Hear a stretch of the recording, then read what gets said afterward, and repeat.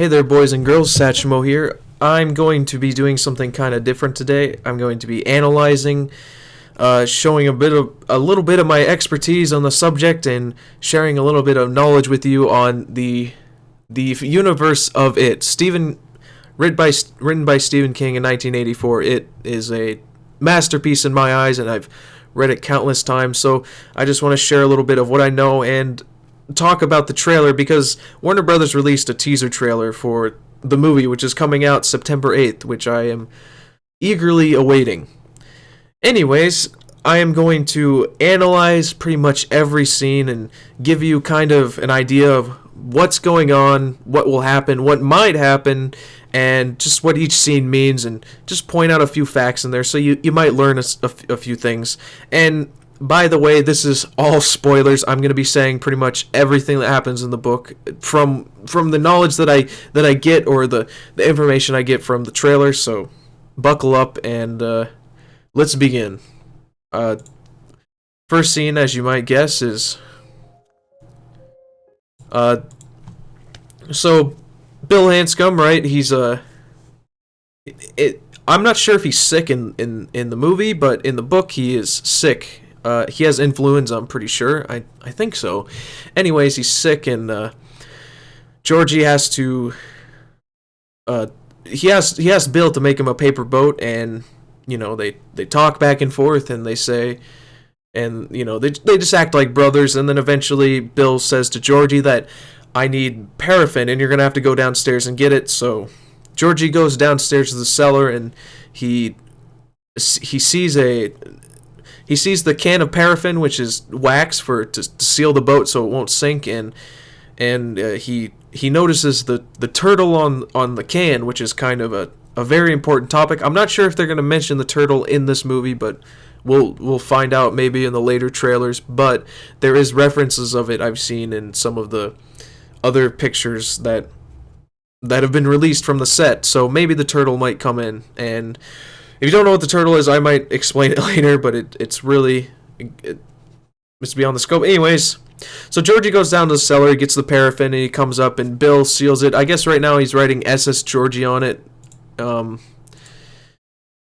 Here's Bill. You can see this takes place in 1984. The original series, or the original book, takes place in 1958. This takes place in 1984, and the second movie takes place in 2016, I assume. But you can see a lot of 80s, typical 80s things, patterned wallpaper, a globe, just kind of 80s toys, like right there. There's a little spaceman or whatever. And you see the tissues on the side of the bed, so I'm guessing Bill is sick, but he's feeling a little bit better. And you might notice the see right here, the rain's coming down, because this is during the flood of 1957, I'm pretty sure. August of 1957, this is when the great flood of Derry came down, and Zach Denbrough, which is Bill's father right here, this is Bill's father, Zach Denbrough, was putting up sandbags, which you'll see real soon, and this is Georgie's interaction with Bill.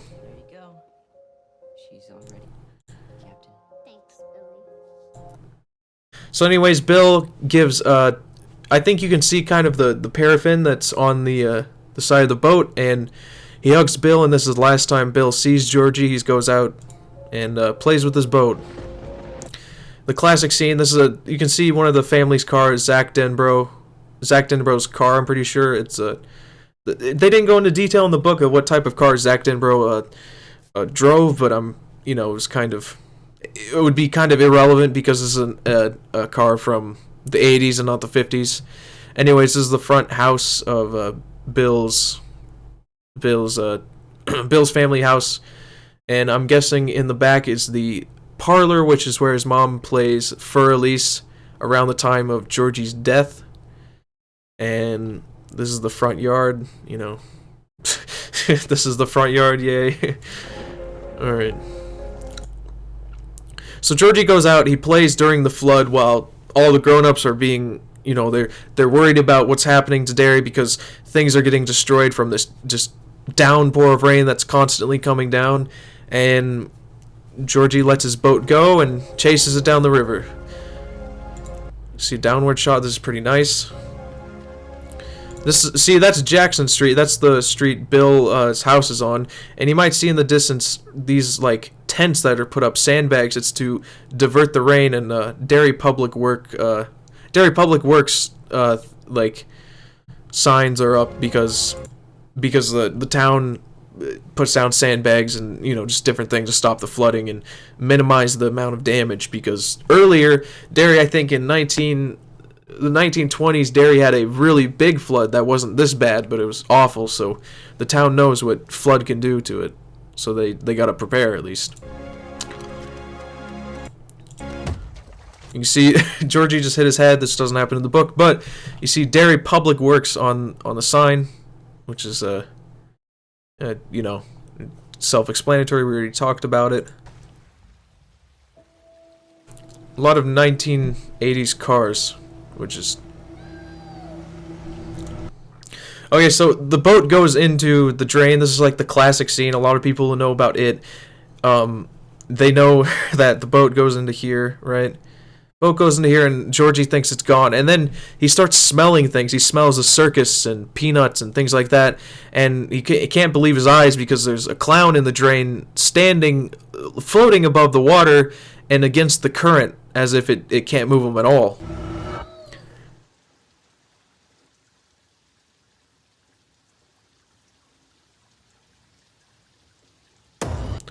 Of course, there's Pennywise, and Georgie in the book actually doesn't get scared, as you see right here. He gets surprised and a little bit scared, so that's kind of weird. Georgie, because in the book, Pennywise is supposed to be a kind of Bob Gray, Pennywise. Their names are interchangeable, but it's supposed to be like a alluring thing. Like a clown is happy, and you want to go towards a clown because clowns are all about laughing and joy and funniness. So for Georgie to be scared is kind of going against it, but it's fine, whatever. I mean, he's just kind of surprised, but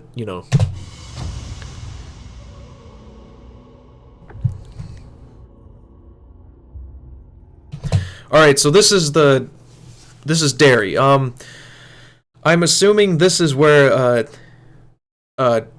Eddie Corcoran gets killed on this river, right? And Eddie Corcoran gets killed near this river by the swamp monster. It's probably much farther down, but you can also see older buildings like Derry Town Hall, right? It's right there, and eventually you'll see, because I've seen pictures of behind the scenes. You can barely see it right over there where my mouse is.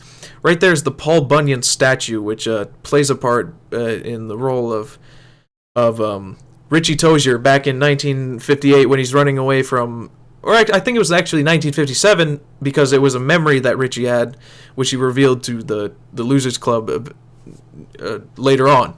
Anyways, Richie was cornered in a toy shop by Henry Bowers, and he went through the emergency exit, and when he finally escaped, he found the statue, and the statue came to life and tried to kill him, but which was pretty terrifying, and it also did it back when he was an adult. So that's where the Paul Bunyan statue is. You can also see other things. This is the Kenduskeag, by the way. I'm not sure if this is the Kissing Bridge, because the Kissing Bridge is like a kind of it's like a thing that's on the outskirts of town. Not very many people visit it, or maybe not. I don't know. This might just be the Kissing Bridge. I mean, we'll see in the movie. A lot of 1980s cars, some Derry Public Hall. Pretty interesting stuff. Okay, now this is kind of interesting because in the book, see right there, the boy in the white shirt, that's Belch Huggins, I assume, because he was described as his belly would go over his belt, right, and would joggle when he'd run, and he was also bigger than all the other kids, and that right there is Victor Criss, and this right here in the red shirt, that's Henry Bowers. In the book, Henry Bowers is described as having a pink motorcycle jacket that if any kid were to question why it was pink, they would get beat up pretty much. And another weird thing is, like, Henry Bowers has a car, which I would not imagine, but I guess it's the 80s and poverty is not really that much, even though Henry Bowers comes from a farming family. His dad farms vegetables and sells them at the market. So I don't know. It's kind of strange about how he has a car, but whatever. It's transportation, I guess. So this is kind of, this bothers me. I'm pretty sure this is a establishing shot, but this is Derry High School, right? And the book is supposed to take place in, I think, see, I say I think, but I don't think it's specified. But I'm pretty sure it's a elementary school. But Maine has is because where I'm from, it's elementary. It goes from preschool, elementary or preschool, kindergarten, elementary to middle school, right? So I'm pretty sure this is just an establishing shot, or it might not be. I mean, we'll see. Now you can see the kids in the background running around. I'm pretty sure they're going into, this might be, so if this is after the house on Neibolt Street, which is a big part in the movie from the stills I've seen, then this might just be going to Richie Tozier's mother's house, Maggie, I'm pretty sure her name is, and Wentworth is his father's name. So there's a little factoid for you, and an Asian lady putting up a missing poster of Patrick Hockstetter. Right there, see, you can say the name. Patrick Hockstetter is a boy who he hangs out with Henry Bowers around the time Henry Bowers starts getting a little bit more crazy, because Patrick Hockstetter was really crazy, and Patrick Hockstetter was a nihilist, I think. That sounds weird. Nihilist, I think the word is. I don't know. It's a word that means you believe you're the only person in existence, and you're the only thing that exists. And he's also, when Patrick Hockstetter was a kid, he killed his baby brother Avery, right, in the crib. He put a pillow over him and suffocated him. And when the police came, it was just crib death. That's what it was labeled as, but they didn't find out that Patrick Hockstetter actually killed his little brother Avery. Anyways, Patrick Hockstetter would do this thing where he would, in school, he would tap on the shoulder of a girl, and then when they would look around to see what, when they would turn around, he would open a lunchbox filled with dead flies, and he would not say anything. He would just give them that blank, described as like a moon-faced stare, and would look at the girls without saying anything while having this lunchbox full of dead flies, thousands of dead flies open, because every time he would kill a fly with his ruler, he would put them in his lunchbox. And he had a big collection of dead flies, and he was also obsessed with killing animals, because he had this fridge in a junkyard. It was because there was a scare in the 1950s about kids wandering into junkyards and getting into fridges that don't open from the inside, right? So a lot of junkyards were required to remove fridge doors, and Patrick Hockstetter found a single fridge that did have a door on it for some reason, and he would find animals, like missing animals or whatever, dying animals, sick animals, and he would put them in the fridge, and he would just let them die there. And all while doing this, he had an erection, so which was kind of, well, not kind of, it was really fucking weird. Patrick Hockstetter is a very scary individual. I mean, that goes without saying, or goes with saying, I guess. Hold on 1 second. Okay. My dog's being annoying. Anyways. This is, see, I've debated this with some of my friends, and I'm pretty sure this is Ben Hanscom after he refuses to let Henry Bowers cheat on him on the test. He runs away to the library, and Henry Bowers, Victor Criss, and Patrick Neibolt, or not Patrick Neibolt, that's just putting name. Belch Huggins and Victor Criss are waiting for him outside so they can carve the first initial of Henry's name on him. Anyways, when Ben's in the library, which has the greenhouse effect, right? There's a glass corridor on the top of the Derry Library, and that gave him inspiration for making a very big building in London, because he became a famous architect when he grew up. So just a little factoid for you. But he goes in the library, and this might be this might be while he's writing his poem that he wrote for Beverly, which is "Your hair is winter fire, January embers, my heart burns there too." Or this could be another thing, because he has a book in his hand, is he is learning how to make silver slugs. Well, first it was silver bullets. Like, they wanted to find how to make silver bullets at the beginning, right? But then they found out that wouldn't really work, and Bill had to get his dad's gun again, so they decided that they would use a slingshot, so they had to make silver slugs to kill the beast, right? They had to. So you might be reading up on how to do that. At least I'm pretty sure. There's nothing really else. So the little sign that says "Reach for the stars, read a book." That was kind of in the book. There was something like that. It was more, a single idea can light 1,000 candles, or a single flame can light 1,000 candles, kind of deal. So, whatever. And there was also the black and white. Remember the curfew, Derry City Police, 7 p.m. to 9 p.m. or 7 p.m. Okay. And this doesn't happen in the book. He never sees a balloon, but he does see a vampire on the top stairs when Ben Hanscom comes back after receiving a brand new fresh library card, because he lives in, pretty sure, Oklahoma? I think so.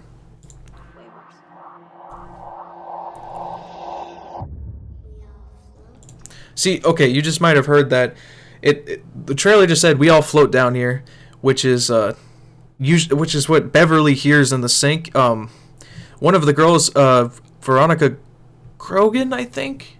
No, Veronica Grogan was the girl that made fun of her, I'm pretty sure, or would bully her. Anyways, there was a girl down there who was one of the missing that she knew from school, and would talk to her, right? Talk to her in the sink, and this was before another scene where blood would come boiling out of the sink, or popping like a big bubble, kind of a deal.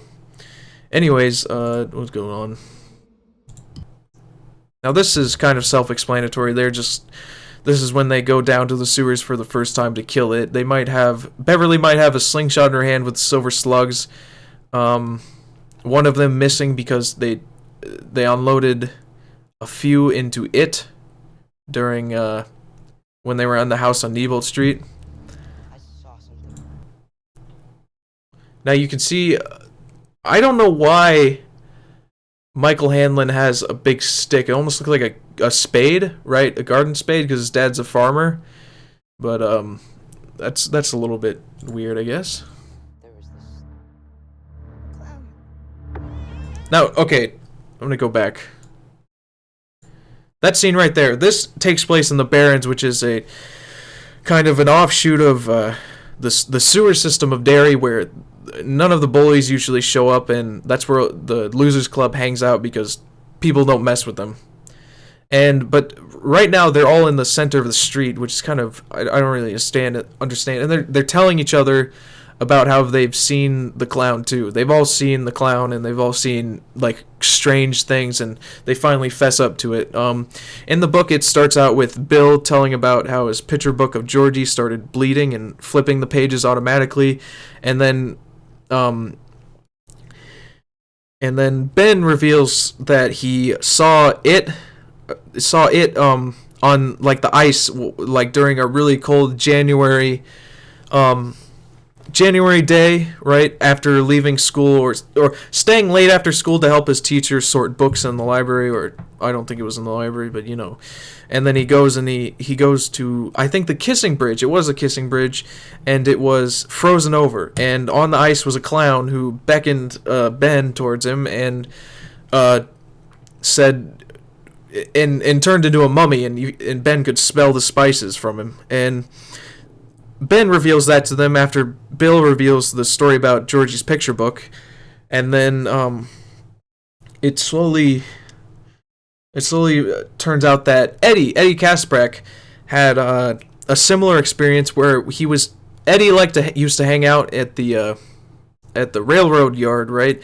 The railroad yard that really didn't have that many trains going by, because railroads were kind of dying in 1958. But I'm speaking directly from the book, and Eddie would hang out at the railroad yard, and he saw one time a homeless man who was, like, I think, a leper, And then a few weeks after that, he went to the house on Neibolt Street because I don't remember why Eddie went there, but I think.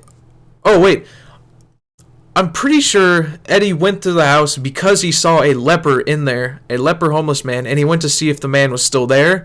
And then it turns out it was who was coming out and pretending to be a homeless man who was like rotting away in front of Eddie, and he crashed through the porch underneath the house at Neibolt Street and blackened the rose bushes around him, right, and started chasing Eddie, and Eddie managed to escape, which is kind of weird because almost every single terrifying thing that happens to the kids, they usually die. Like, kids just usually die whenever they see it. So there's something special about them that happens in this book that doesn't happen to any other kid because all the other kids die. So they've come together and they have this bond that almost protects them. And there's also it's almost like God helps them out. And I'm not saying that from like interpretation. It's almost like literally God helps him. For example, when Michael Hanlon is at the Kitchener Ironworks ruins, he sees the giant bird, and he throws tiles at the giant bird, who's just right? It's a giant, I think raven, or not raven, giant raven, and he throws the tiles at them, and it feels as though something is like pushing his hand so the tiles go even faster. So there is like a little element of God put in here, just because of, I'm not really sure. It goes deeper than that, and we're gonna have to find out. Anyways, this is the house on Neibolt Street. It should have a porch that they go underneath, but I guess they kind of changed that because in the book it's about going underneath a porch where there's supposed to be the leper, right? But this is where I'm pretty sure this is where Richie Tozier and Bill Denbrough go inside the house on Neibolt Street. Oh wait, no, that was alright, go back. That was Eddie Kasprak right there. See, he clutches his inhaler right there. That's in his hand. And alright, now he's about to reveal. I saw him too, right? He says that. I saw him too. He saw the leper underneath the porch at Neibolt Street. Alright, now this is kind of a weird scene because it shows it mixes together the talk they have about where it could live under the sewers, and it also mixes together Michael Hanlon stealing his dad's his picture album of old pictures of Derry, right? But it turns into a slideshow, right? Because Michael Hanlon comes along saying, I've seen a clown before, but in photos. And the reason Michael Hanlon it goes into a long thing. The reason Michael Hanlon I can't go into that. Oh, fine. I will. Okay, I will.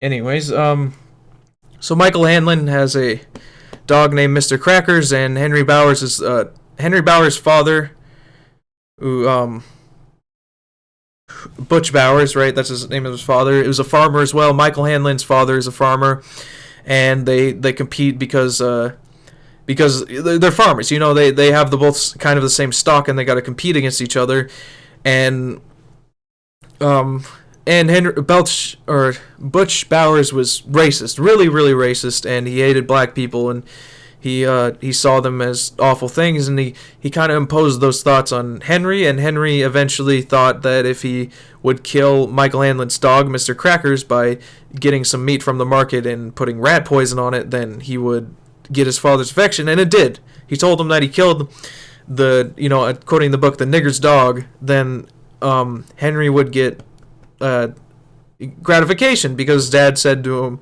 "A good job, my boy," and then he gave him a beer. And this was right around the time I think Henry was 14 or so. I'm not sure. Anyways, so they always have something against him. Like one time, Henry Bowers hunted down Michael Hanlon and shoved him into the mud and put mud in his ears and his face and covered him and said, "I'm gonna make you black. I'll make you blacker. You're not black enough." And then so there's kind of like a rivalry between Michael Hanlon and Henry Bowers, and eventually Michael Hanlon is spotted by Henry Bowers and they get into a chase, and for whatever reason, the Losers Club was almost like beckoned because Stanley Uris had firecrackers. He was able to get firecrackers, but they didn't want to like let them go off at the Barrens because that's where that people will hear them. So they went to these old coal slag hills, which are similar to the slag hills that in Britain from the 1930s, right? And they're lighting off firecrackers, and then they hear a really big boom in the distance, and that's because Henry Bowers at the same time has a maze, and he's throwing him that Michael Hanlon's head, and then eventually Michael Hanlon jumps over the fence, and they get into this thing called the Apocalyptic Rock Fight, and after the Apocalyptic Rock Fight, that's why Michael Hanlon shows up, and they just start becoming friends with the Losers Club, and they eventually reveal a secret to him, saying, they all revealed, I've seen the clown, I've seen the clown too, and things like that, and Michael Hanlon says, yeah, he's seen it too. Michael Hanlon goes to a different school, that's for Christian students, I'm pretty sure, and he played the French horn in the Derry Christian Youth Band or something like that during a parade, and Michael Hanlon remembers seeing. There's a bus outside. Michael Hanlon remembers seeing.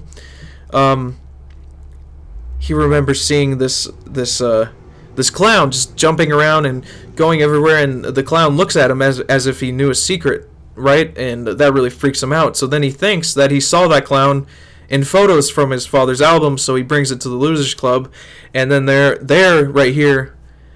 They're mixing it together with like a slideshow, which is, I think, pretty interesting because things like this,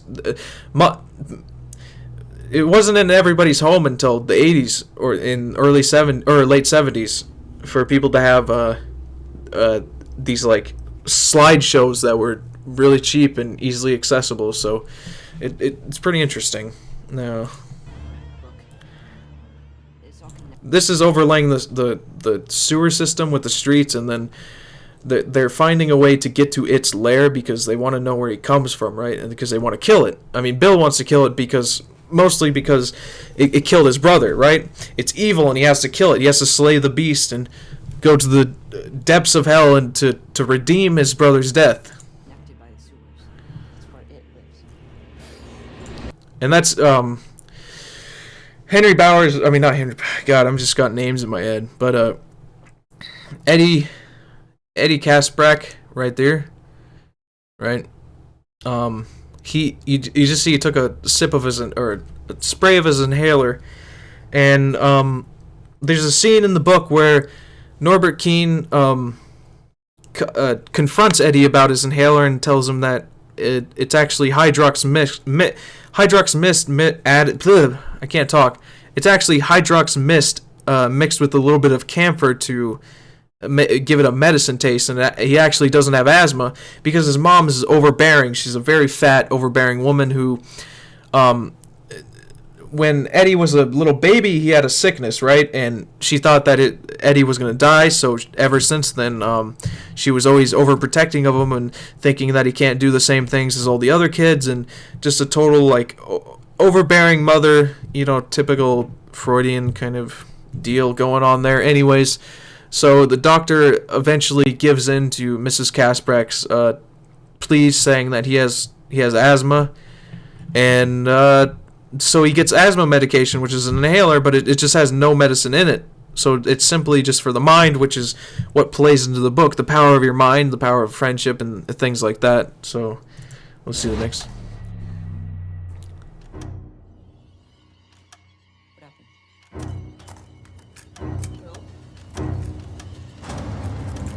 Now, see, this is interesting because there's actually two instances where there's Richie Tozier and Bill Denbrough. They both witness kind of this thing happening where the picture book comes to life because Bill reveals, when they reveal the thing about that they've seen the clown, and Bill reveals that he's seen something crazy that's really strange, which is blood coming out of Georgie's book that he kept before he died.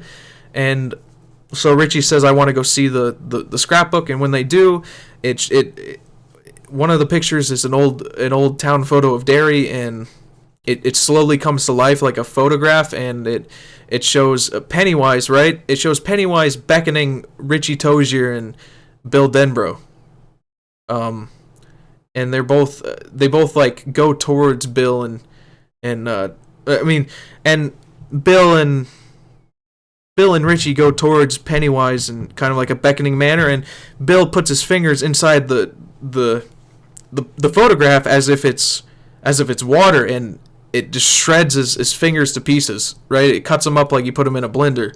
And right here is it molds together that scene. I'm pretty sure. I'm not sure if they'll include that with this picture of Georgie, and then he's holding his mom's hand, right, in this photo, and it slowly gets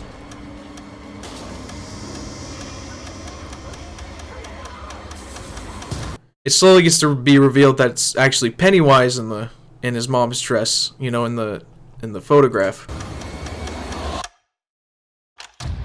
So this is that's Eddie Kasprak right there running away from the leper, right? He's running because he sees a leper under the house of Neibolt Street, or in the house of Neibolt Street, I guess, because there's no porch here. There is a basement, but you have to go through the door here, or maybe he does. I don't know. We'll see in the movie. But he's running away from the leper, which offers him a blowjob for a nickel.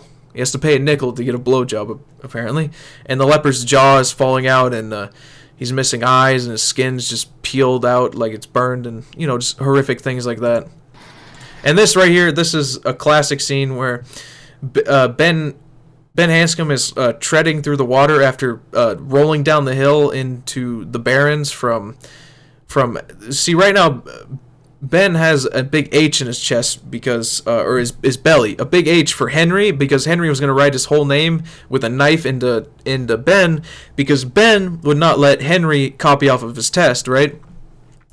So Ben falls down in the river and he goes running, and I'm pretty sure Henry's behind them chasing him, and Henry's kind of a little bit behind because Ben kind of just fell down into the Barrens, and so they got to run around and trumble their way down there. But Ben's not very fast because he's pretty fat. I mean, that's a big point of the book. And now this is an interesting scene because you can see Belle Chuggins and Victor Criss. Oh my God, I didn't notice this before, but there's a police car right here. There's a police car right there, which only signifies that maybe what I thought was true. That this balloon right here is connected to a mailbox. It doesn't show it, but in the movie, in the book,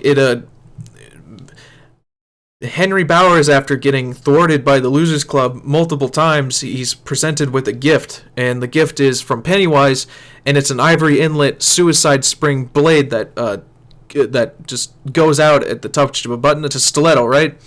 And that's the gift he has, right? And Henry's coming out to get it right now, and his friends are waiting overside. But it's kind of weird how there's a cop car right there, because Henry takes the knife and he kills his father, and then he goes after the kids. So maybe Pennywise kills his father, right? I'm just doing a little conjecture. Maybe Pennywise kills his father, and then convinces Henry to go towards the mailbox, or convinces Henry to go see what's in the mailbox after coping with this kind of stuff. Because maybe that's what the scene was when Henry was... I gotta find it. When Henry was... where is it?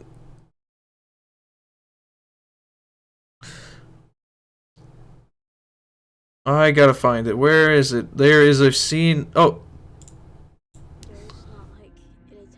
See, this is after Henry's father dies, I'm pretty sure. So I'm piecing together a puzzle as we go.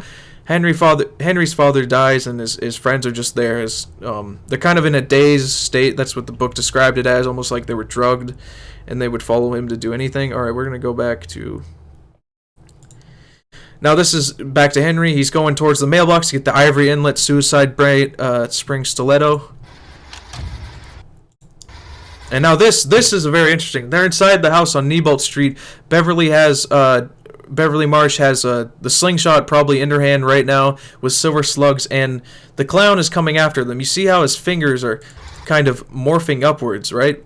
That's because he's turning into a werewolf, like slowly, because in the book it's just a werewolf that comes out. So he's like morphing into a werewolf, I guess, and a kind of a clown werewolf mix. It's kind of weird. In the book, though, when Bill and Richie first go to the house on Neibolt Street, this is before this specific scene happens. They see it as two different things, because that seems to be a theme where you see it as what you're most afraid of, right? Bill sees just a clown, right? Richie Tozier sees a werewolf in a Derry High School jacket that says Richie Tozier on the name tag. So it goes into where it might not be the same thing everyone's seeing all the time, at least. Now this freaked me out when I first saw it, because I was like, yes, finally they're gonna do the fire at the black spot. Now, okay, I will explain the fire at the black spot. So I'm guessing, because this is only just like a backstory in the book, but this is only a backstory in the book that God, I'm just saying all these names, so I'm getting a little bit confused. Michael Hanlon, his father was in the army, right? He was in the army, and the town was getting mad. This was during the 1920s. The town was getting mad that black people were integrating into the bars, and it wasn't good. So they decided to give black people a shed, or not a shed. They decided to give the army decided to give the black privates, and I think they were all privates. A black person can go beyond a private in the army, I'm pretty sure. They were giving all the privates, the black soldier, they were giving all the black soldiers a shed so they could create their own kind of club and kind of segregate them off from the white people, because the Derry White Decency Society, I'm pretty sure that's what it was called. It was kind of like the northern versions of the KKK. Was complaining that all these black army members were coming into town and causing a ruckus. So they get the shed, they make it into their own kind of place, and the White Decency place throws a torch into the black spot. That's what it was called. They throw a torch in the black spot. It goes on fire, and the door opens from the other way. See, that's why they're like trapped, right? The door opens from the other way, and like 200 people die, except Michael Hanlon's father survives, and he tells a story on his deathbed after getting intestinal cancer. And this was around the time Michael Hanlon was around 15, I'm pretty sure. That's around the time his dad died. So that'd be 1958. He was around 12 years old. So it'd be 60 to 61. Anyway, so Michael Hanlon, I'm guessing in this adaptation, he's his father tells him the story, and it takes place in maybe the 40s, I guess. And he sees these hands coming out, right? They're coming out from this back store of this old like place, and you can see the fire in the background, so it's supposed to represent the fire at the black spot, and people went out. And one other really interesting thing that I don't think a lot of people will notice is that you see this mural right here. This is actually a mural of the Bradley Gang. The Bradley Gang was a group of bandits who came into Derry, and the entire town like ambushed them to shoot them up. But what's kind of odd is in the book, it's more of it's almost like a thing to be ashamed of, because it was basically like celebrating people getting murdered. And you can see the Bradley Gang. One of them was called Peeping Jesus Malone, I'm pretty sure. The rest were just kind of other unimportant names that don't really stick out, such as Peeping Jesus Malone. Anyways, so you can see the Bradley Gang here, and I'm pretty sure that's the chief of police looking down at one of the bodies. And so that's just an interesting bit of trivia for those who don't know. So it's like it's getting two interludes in one, because the book is separated into interludes, right? And so it has a fire at the black spot right here. Michael Hanlon seeing this, and there's also this little bit of the Bradley Gang, which I'm sure is talked about in the movie just a little bit. It's maybe mentioned. And one thing is, Michael Hanlon, what Michael Hanlon sees is a giant bird that chases him during the Kitchener Ironworks. I think we already said that. So it's kind of mixing together the fire at the black spot story along with the Kitchener Ironworks. All right. So there we go. All right, now this is kind of So Beverly Marsh hears voices in the drain. We already talked about that. She hears not Veronica. I keep thinking it's Veronica Grogan, but Veronica Grogan is the girl that makes fun of her. She hears voices from the drain, and this big blood bubble comes out and splatters all over Beverly and the kitchen or the bathroom and the sink base and everything. So it just gets everywhere. In the movie, it seems to be black like goo, and I don't really understand what that's supposed to be. Maybe sewage. I'm not sure, but I mean, whatever. It's fine. So we'll see.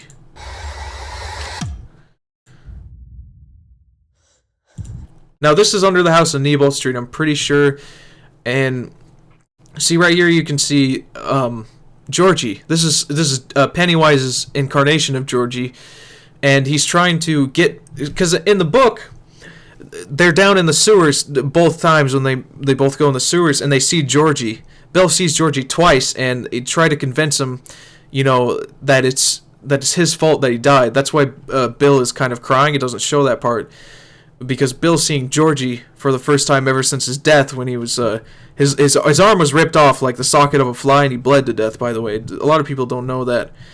And so it tries to convince Bill that he's the reason Georgie died, because Bill wasn't looking after him, so the clown got him, and that's why he's down here. Bill, if you'll come with me, you'll float too. You'll float too. You'll float too. You'll float too. You'll float too. Now this is a jump scare. You probably the point is not to show you what it's actually, the entertainment value, but just talk about what it is, what's happening. But you may notice that it is like, or Pennywise is in the water, which is kind of a hint towards the Dead Boys, which is a dairy urban legend kind of thing, or maybe a half story that might be true about these three boys who went swimming in the water, near the water not the water tower, what is it called?